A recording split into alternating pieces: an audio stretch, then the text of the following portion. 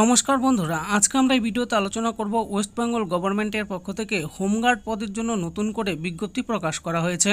তাহলে বন্ধুরা আসুন দেখে নিই এই হোমগার্ডে আবেদন করার জন্য আপনাদেরকে কি কি করতে হবে, এর জন্য কি কি ডকুমেন্টস লাগবে, সমস্ত কিছুই।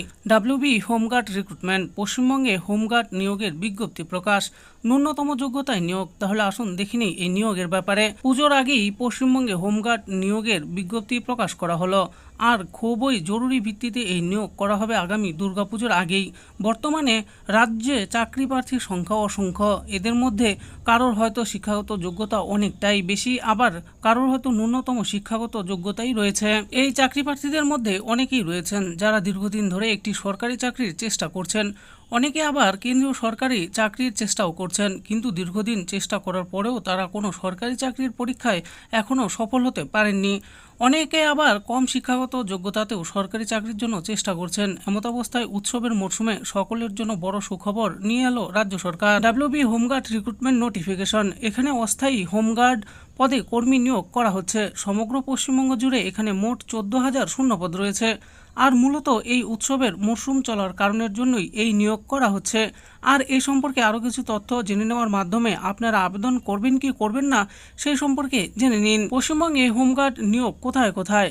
1 নম্বরে দেখুন বারাসত পিডি 400 জন, 2 নম্বর বলা হচ্ছে বনগাঁ, এখানে 200 জন, বসিরহাটে 300 জন, বারুইপুরে 400 জন, ডায়মন্ড হারবারে 350 জন, সুন্দরবনে 300 জন, হাওড়া গ্রামীণে 200 জন, কৃষ্ণনগরে 400 জন, রানাঘাটে 450 জন, মুর্শিদাবাদে 450 জন নিয়োগ করা হবে, জঙ্গিপুরে 150 জন, পূর্ব বর্ধমানে 500 জন, বীরভূমে 500 জন, হুগলি গ্রামীণে 700 জন, পূর্ব মেদিনীপুরে 250 জন, ঝাড়গ্রামে 100 জন, পশ্চিম মেদিনীপুরে 400 জন, বাঁকুড়ায় 400 জন, পুরুলিয়ায় 400 জন, মালদা জেলায় 220 জন নিয়োগ করা হবে, দক্ষিণ দিনাজপুরে 300 জন, রায়গঞ্জে 100 জন, ইসলামপুরে 300 জন, জলপাইগুড়িতে 400 জন, আলিপুরদুয়ারেও 400 জন, কোচবিহারে 500 জন, হাওড়া পিসিতে 750 জন, বিডিএন পিসিতে 1500 জন, ব্যারাকপুরে 700 জন, এডিপিসিতে 500 জন নিয়োগ করা হবে, শিলিগুড়িতে 400 জন, চন্দননগরে 700 জন, হাওড়া জিআরপিতে 100 জন, শিয়ালদা জিআরপিতে 150 জন, শিলিগুড়ি জিআরপিতে 75 জন, খড়গপুর জিআরপিতে 150 জন নিয়োগ করা হবে। শিক্ষাগত যোগ্যতার ব্যাপারে কি বলা হয়েছে?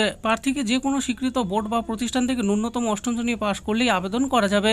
বেশি পড়াশোনা থাকলেও, যেমন মাধ্যমিক পাস, উচ্চ মাধ্যমিক, গ্রাজুয়েশন পাস, এমনকি উচ্চ শিক্ষাগত যোগ্যতা থাকলেও আবেদন করতে পারবেন। এবার আমরা জানবো বয়সসীমা ও মাইনের ব্যাপারে। অফিসিয়াল বিজ্ঞপ্তিতে প্রার্থীর বয়স সম্পর্কে কিছু বলা নেই, ন্যূনতম 18 বছর বয়স হলেই আবেদন করা যাবে।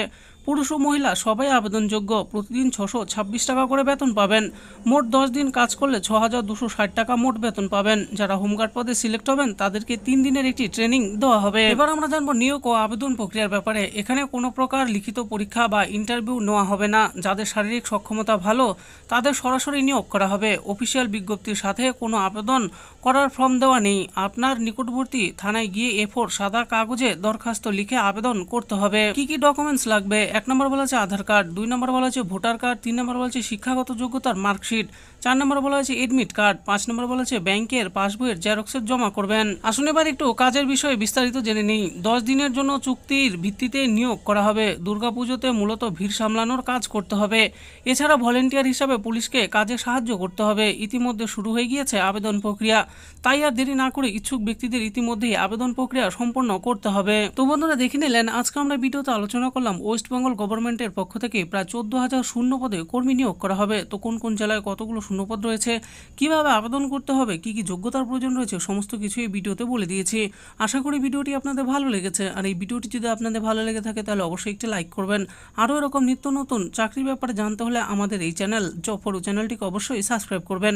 আর এই ভিডিওটি দেখার জন্য আপনাদের সকলকে অসংখ্য ধন্যবাদ।